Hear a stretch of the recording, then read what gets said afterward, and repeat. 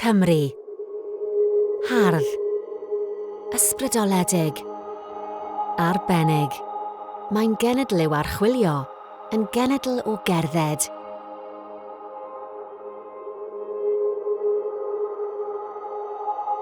Llwybrau troed, hen a newydd yw'r cyswllt sy'n plethu ein cymunedau a'n pobl gyda'i gilydd. Dros 20,000 milltir o hawliau tramwy cyhoeddus sy'n tywys cerddwyr tuag at brydferthwch naturiol, iechyd da a chyfeillgarwch. Ond gyda'r mynediad cyhoeddus hwn daws ialens. Mae ein hymchwil diweddar yn dangos bod cannoedd o arwyddion i lwybrau ar goll neu wedi torri, sy'n golygu bod pobl yn colli mynediad a bod llwybrau mewn perygl o gael eu cuddio neu'n waith ei golli am byth. Yn Ramblers Cymru, credwn fod gan bawb yr hawl i fwynhau'r awyr agored a'r hawl i wybod i ble y gallant fynd. Mae ein gwirfoddolwyr yn gweithio'n agos gydag awdurdodau lleol a chynghorau i fonitro, clirio a thrwsio llwybrau.